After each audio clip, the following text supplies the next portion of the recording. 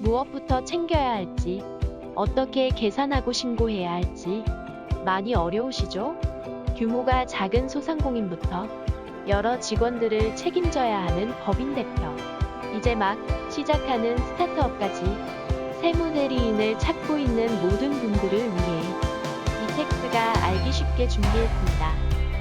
이번 시간에는 프리랜서분들 종합소득세 신고 과정을 알아보겠습니다. 이번 과정은 직접 홈택스에서 어떻게 신고하고 뭐 이런 개념이 아니라 종합소득세를 신고하기 위해서 어떻게 준비하고 누구에게 맡기고 어떤 과정으로 세금이 책정되는지에 관한 내용입니다. 기본적으로 이택스에서는 비전문가가 직접 하는 세금 신고를 추천해 드리지는 않습니다. 그 이유에 관해서 간단하게 말씀드리자면, 저는 이 세무대리인 일을 하면서 몇십만 원 아끼려다가 몇백만 원 이상 손해보는 납세자분들을 많이 봤기 때문입니다. 그래서 1년에 한 번 있는 이런 종합소득세 신고만큼은 전문가에게 맡겨서 진행을 하시는 것이 좋겠습니다.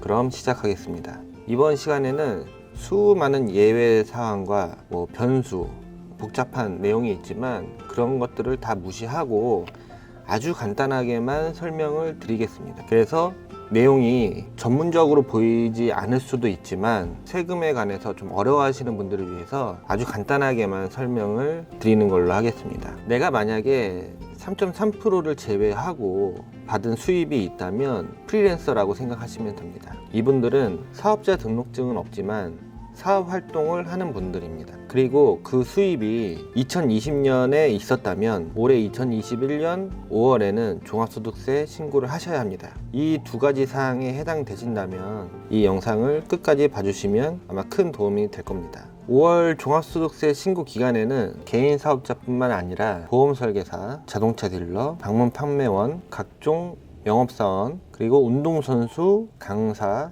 작가 등등 수많은 분들의 작년 2020년 1년 동안에 벌어들인 수입을 신고하는 기간입니다. 먼저 세금이 어떻게 계산되는지 아주 쉽게 대략적으로만 설명을 드리겠습니다. 우선 사업소득만 있다고 가정을 하겠습니다. 나의 연간 총 수익 금액이 있습니다. 예를 들어서 1억이라고 하겠습니다. 실제 지급받은 금액은 여기서 3.3%를 제외하고 9,670만 원이지만 국세청에 신고되는 금액은 1억입니다. 그래서 수익 금액은 1억이라고 생각하시면 되고요. 내가 이 1억을 벌기 위해서 사용한 사업상의 경비를 5천만 원이라고 하고, 여기서 각종 소득공제, 여기서는 500만 원이라고 하겠습니다. 이거 한다면 이 둘을 뺀 금액은 4,500만 원이 됩니다. 이걸 과세표준이라고 하는데 이런 어려운 용어는 중요하진 않습니다. 여기서 세율을 곱합니다. 종합소득세율은 인터넷으로 검색하면 아주 쉽게 찾아보실 수 있습니다. 여기서 세율을 곱하면 산출세액이 되는데요. 종합소득세는 누진세이기 때문에 이 과세표준이 올라갈수록 산출세액은 기하급수적으로 올라갑니다. 여기서 끝은 아니고요. 여기서 각종 세액 공제와 세액 감면을 빼야 됩니다. 여기선 예로 각각 30만 원이라고 해보겠습니다. 이것들을 빼면 결정세액이 나옵니다. 이 단어만 보면 끝난 것 같지만 사실 끝난 건 아닙니다. 여기까지 잘 따라오셨다면 프리랜서 분들에게 가장 중요한 부분이 남았습니다. 우리 프리랜서 분들은 돈을 지급받을 때 3.3%를 떼고 받지 않습니까? 이거를 사업소득 원천징수라고 하는데 용어는 중요한 건 아니고 수입의 3.3%를 미리 세금으로 냈던 겁니다. 예를 들어서 우리가 어떤 기업에서 일을 하고 3.3%를 떼고 돈을 받았다면 이 3.3%는 그 기업에서 우리 대신 세금을 내준 겁니다, 미리. 그래서 이거를 빼야겠죠. 1억에 대한 3.3%는 330만 원이니까 이거는 미리 세금을 낸 거다 해서 기납부세액이 됩니다.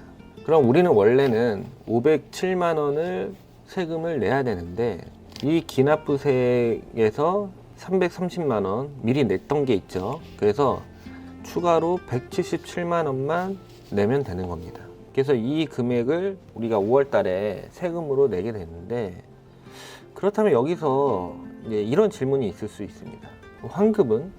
주위에 환급 받는 분들이 있을 수도 있고 내가 지금까지 계속 환급 받았을 수도 있으니까요. 환급 받을 수 있습니다. 이런 분들이면 가능한데, 예를 들어서 이번에는 계산이 복잡하니까 세액공제니 소득공제니 이런 거 다 제외하고 그냥 간단하게만 설명을 드릴게요. 수익 금액이 똑같이 1억이라고 하고 이번에는 경비를 8천만 원이라고 해보겠습니다. 그럼 나머지 과세표준 2천만 원에서 세율을 곱한 금액이 이제 결정세액이 되는데 이거는 192만 원이 나오죠. 나는 원래 192만 원을 냈었어야 됐는데 이미 330만 원을 내놨으니까 138만 원을 다시 돌려받아야 되는 겁니다. 이때 환급 금액이 138만 원이 생기는 거고요. 한 가지 더 예를 들어 보겠습니다. 수입이 이번에는 5천만 원이라고 하고 사업상 경비를 1억이라고 한다면 과세표준은 0이기 때문에 세율을 곱해봤자 0이 됩니다. 그래서 내가 냈었어야 될 세금은 없었다는 거죠. 0원. 근데 나는 기납부세액을 수익금액 5천만 원에 대해서 3.3%를 미리 냈었기 때문에 여기서는 165만 원이 되겠죠. 그렇다면 환급 금액은 165만 원이 되는 겁니다. 또 종합소득세 신고하다 보면 이런 질문들을 많이 합니다. 환급 더 안 되냐 이런 분들이 있는데 이 환급이라는 것이 나라에서 주는 그런 보너스가 아니거든요. 내가 이미 낸 세금 한도 안에서 돌려받는 개념이기 때문에 내가 낸 세금 이상으로 환급받을 수는 없습니다. 이거는 직장인들 연말정산도 마찬가지입니다. 사실 환급받는 분들은 대체로 버는 돈에 비해서 쓰는 돈이 많거나 아니면 부양가족이 많은 분들입니다. 반대로 세금을 더 내는 분들은 이익률이 높은, 한마디로 사업을 잘 하신 분들이죠. 적게 쓰고 많이 벌었으니까요. 그렇거나 아니면 부양가족도 별로 없고 버는 돈 그대로 저축도 많이 하시는 분들이죠. 제가 드리고 싶은 말은 주위에 있는 분들이 환급 받았다고 그렇게 부러워할 일이 아니라는 겁니다.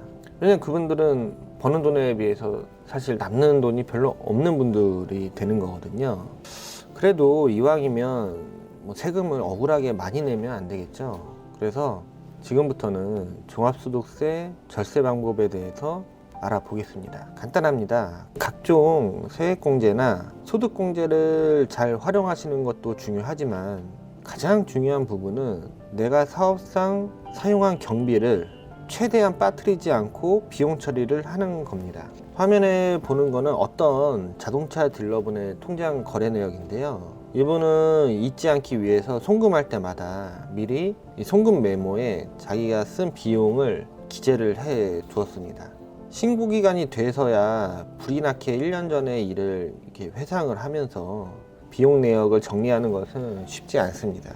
보통 카드 내역 같은 경우는 사용처를 보고 그 내역을 유추할 수 있지만 통장 내역은 보통 받는 사람 이름으로 메모가 되어 있기 때문에 이런 식으로 송금 메모를 하는 습관을 갖는 것이 좋습니다. 절세할 수 있는 두 번째 방법은 올바른 세무 대리인을 선정하는 겁니다. 몇 년 전의 일이었는데요. 이 강남 일대에 보험 설계사나 자동차 딜러분들이 세금으로 좀 고생을 했던 사건이 있었습니다. 아마 이 영상을 보고 계신 분들 중에서도 직접 피해를 받거나 피해를 본 분들을 아는 분들이 있었을 수도 있는데요. 무려 약 4,000명이 넘는 프리랜서 분들이 피해를 봤었습니다. 참고로 제 지인 중에서도 이 사건 때문에 결국 신용불량자가 돼서 영업활동을 접은 분도 계십니다. 기사 내용을 좀 살펴보면 세무사 프리랜서 엮인 초대형 탈세 스캔들이라고 나오죠. 세무사에게 세무를 맡긴 프리랜서들에게 경비 사용 내역을 소명하라는 안내문을 국세청에서 발송했다. 1인당 부과된 세금이 최소 수백만 원에서 최대 수억 원에 이른다고 합니다. 국세청이 보험 설계사, 자동차 영업사원, 학원강사, 외판원 등 이른바 프리랜서들에게 지난 5년간 종합소득세 신고 과정에서 누락된 경비 사용 내역을 모두 소명하라고 요구를 했는데요. 사실 이 5년치에 대해서 소명한다는 건 정말 어려운 일입니다. 그래서 이런 경우는 억울하게 생각하실 수도 있겠지만 세금을 대부분 추징을 당하게 됩니다.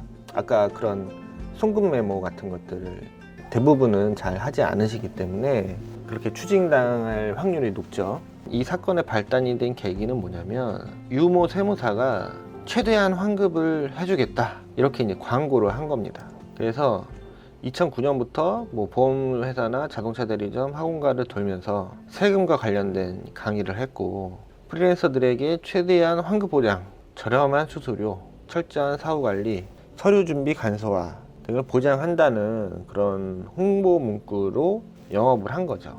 영업 방식은 생각보다는 단순했다고 합니다. 경비를 과다 계상하는 방식으로 기장을 허위로 작성했다. 그래서 프리랜서들이 내야 할 세금을 환급받을 수 있도록 했다.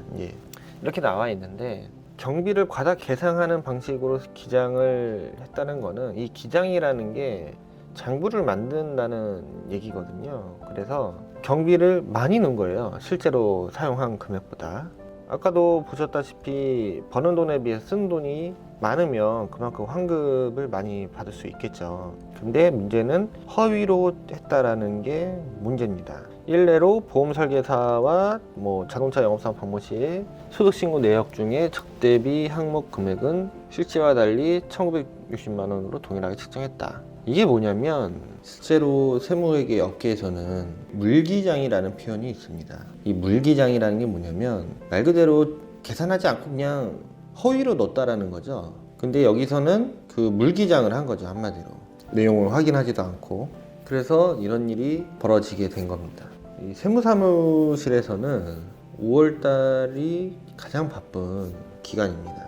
일이 굉장히 많고 전화도 많이 오고, 거의 대부분 직원들이 거의 매일 야근을 하다시피 하는 그런 기간입니다. 그 이유는 기존의 기장업체, 그러니까 거래하는 기장업체가 있을 거고요. 5월 달에만 신고하는 신고 대리업체가 또 있습니다. 그리고 지금 설명드리는 이런 프리랜서 분들도 세금 신고를 하겠죠. 수많은 분들이 몰려서 업무가 들어오다 보니까 굉장히 바쁠 수가 없죠. 근데 이런 저렴한 수수료, 어떤 한 사람의 사업 활동을 1년치에 대해서 장부를 만드는데 5만원, 10만원 이 돈을 받고 한다라는 거는 사실 말이 안 됩니다. 왜냐하면 이 업무량도 굉장히 많고 시간도 오래 걸리고 인원들도 많이 투입되기 때문에, 특히나 이런 5월 달에 굉장히 바쁜 시즌에는 그 정도의 수수료로 제대로 된 기장 업무를 할 수가 없습니다. 그래서 저렴한 수수료는 이 물기장이라는 거를 좀 의심을 해봐야 되는 거고요. 그리고 이런 데 좀 특징이 뭐냐면, 간편한 서류 준비를 광고로 합니다. 왜냐면 세금 신고 업무라는 게 매달 있는 게 아니다 보니까 이 프리랜서 분들이 자기 본업도 있는데도 이런 수많은 서류들을 준비하려다 보니 굉장히 힘들고 어렵겠죠. 그래서 서류 얼마 몇 개 내지도 않고 수수료도 적은데 환급을 많이 해주겠다? 그럼 당연히 유혹에 빠질 수밖에 없는 겁니다. 참고로 이 나의 1년치의 카드 사용 내역과 통장 거래 내역을 달라고 하지도 않고 신고를 해주겠다? 이건 100% 물기장입니다. 그래서 제대로 된 세무사 사무실에 미리 연락을 하고 서류 준비에 대해서 조언을 받고 미리미리 제대로 준비를 해서 적합한 비용을 내고 세금 신고하시는 걸 추천을 해드리고요. 환급, 절세 다 중요하지만 가장 중요한 건 내가 이 사업활동, 이 영업활동을 꾸준히 하기 위해서 제대로 된 신고를 해야 되는 게 가장 중요합니다. 그래서 모두들 안전하게 신고를 하고 모두들 절세를 하시길 바라겠습니다. 감사합니다.